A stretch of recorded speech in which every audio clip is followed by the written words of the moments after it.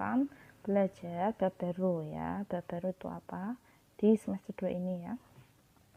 Mohon maaf, semester pertama, semester gasal. Nah, di ini bab terakhir yaitu kekongruenan dan kesebangunan. Kekongruenan dan kesebangunan. Nah, kesebangunan bidang datar, nanti kita belajar apa aja? Yaitu adalah kita belajar dua bangun datar kongruen, dua bangun datar sebangun, juga ada segitiga kongruen dan segitiga sebangun. Nah, syarat dan sifatnya. Nah, kita belajar itu dulu ya. Perhatikan gambar berikut ini ya. Di situ ada menara kembar, ada gedung, ada gambar apa itu? Kartun, kemudian ada apa itu namanya? Bingkai, sepatu dan uang receh ya. Apa yang dapat kamu simpulkan dari pasangan gambar di atas? Nah, sebuah bangun di datar dikatakan sebangun jika memiliki bentuk yang sama tetapi ukurannya berbeda. Lihat itu gedungnya, tingkatnya berbeda-beda kan? Kemudian bingkai fotonya juga tingkat juga berbeda, besar kecil. Itu kartun juga besar dan kecil ya. Kemudian apa itu yang namanya kongruen? Sebuah bangun datar dikatakan kongruen jika memiliki bentuk dan ukuran yang sama. Kayak sepatu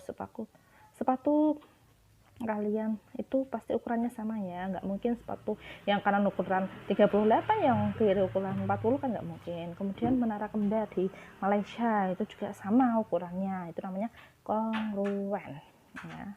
Uang juga sama, uang 500 gitu ya. Kemudian syarat dua segitiga kongruen itu apa sih? Nah, ini syarat ya.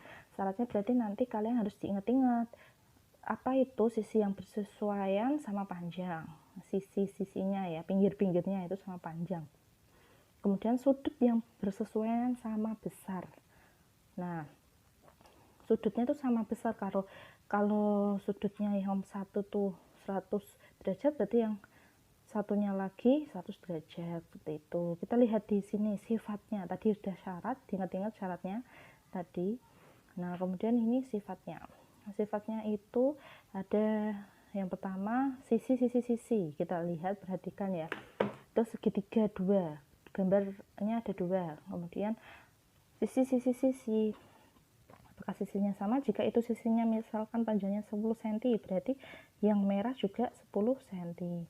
Berarti yang bawah itu misalkan 5 cm. Nah, berarti biru sama merah pasti harus sama 5 cm. Nah, kongruen itu berarti maksudnya kalau ditempelkan itu dia tuh sama plek gitu loh ya, tertutupi semuanya kayak gitu lah. Terus yang kedua, sifat dua segitiga yang kongruen ya, itu tulisannya salah. Sifat kedua itu sisi sudut ya, sudut ditempelkan nih sama sudutnya, misalkan itu sudutnya 60, berarti yang biru juga 60, yang merah yang atas itu misalkan 80, berarti yang atas 80. Sisinya misalkan 10 cm, berarti yang biru juga 10 cm. Kalau ditempelkan pasti dia sama plek ya, tertutupi yang biru itu. Kemudian lagi yang ketiga, sisi sudut sisi. Ini sifat-sifatnya kalian harus hafal ya. Nah, di sini kita lihat dulu sisi, misalkan itu 10, berarti sama ya. Ya, sama.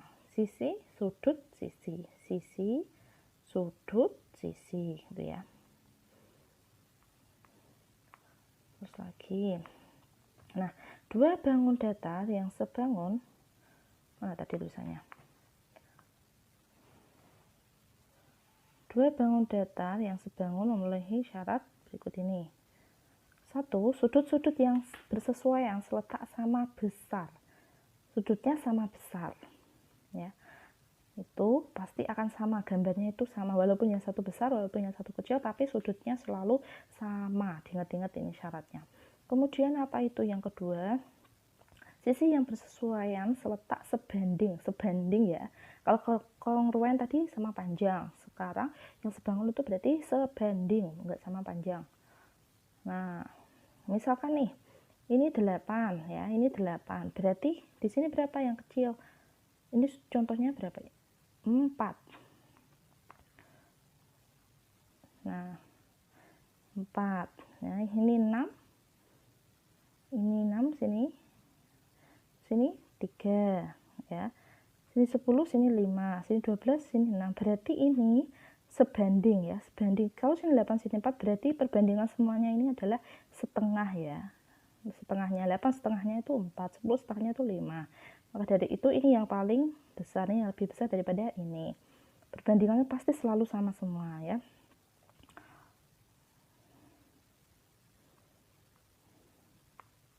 Kemudian nah ini sudut-sudutnya, misalkan ini 75 ya, berarti sini juga 75 derajat, ini 70, sini 70, sini 105, ini 105 dan lain sebagainya. Nah, ini dia berarti sudutnya sama besar, sisi-sisinya itu sebanding, panjang sisinya itu sebanding ya.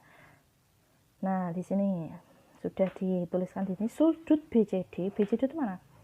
BCD ya akan sama dengan sudut FGH. FGH. Nah, sama dan lain seterusnya ya. Sisi yang bersesuaian seletak AD mana? AD berbanding EH. BC mana? BC berbanding FG dan lain sebagainya. Oke, kemudian kesebangunan simbolnya ini ya. Oh, sebangunan itu simbolnya gini, ingat-ingat ya.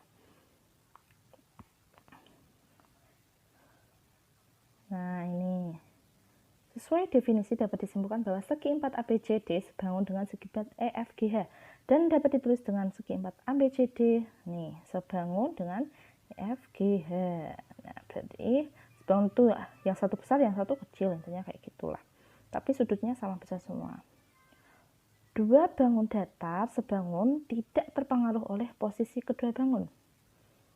Nah, ini walaupun posisinya berubah-ubah tapi dia tetap sebangun. Nah, ini trapesium ya, ini besar, ini kecil, ini besar, ini kecil, ini hadap sana, ini hadap situ ya, posisinya berbeda-beda tapi dia tetap sebangun. Sebangun itu gambarnya tuh persis gitu loh, walaupun ukurannya tuh berbeda.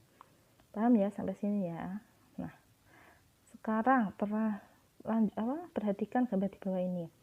Ini ada segitiga apa aja? ABC, segitiga ABC dan segitiga CDE ya. Ini ABC, CDE. Nah, apakah segitiga ABC dan segitiga EDC sebangun? Nah, kita akan membuktikan ini. Apakah sebangun? Nah, tadi sifat dua segitiga yang sebangun itu apa? Sisi yang bersesuaian sebanding, sisi. Kemudian ya, ini AB sebanding dengan FD ya, setengahnya ya berarti ya. BC sebanding dengan Y atau FE. 2Z atau AC ini sebanding dengan DE.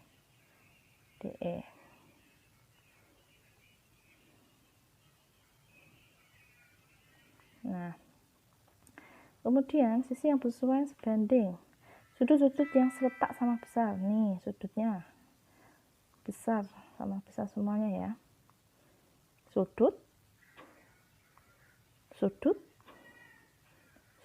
Nah, kemudian apalagi? Satu sudut sama besar dan kedua sisi yang mengapitnya sebanding. Ini sifat dua segitiga yang sebangun. Ada 3 ya, 3 sifatnya. Ada sisi, sudut, dan sisi. Ya, terima kasih anak-anak. Bu Maya harap kalian ini meringkas catatan yang ada di PPT ini ya.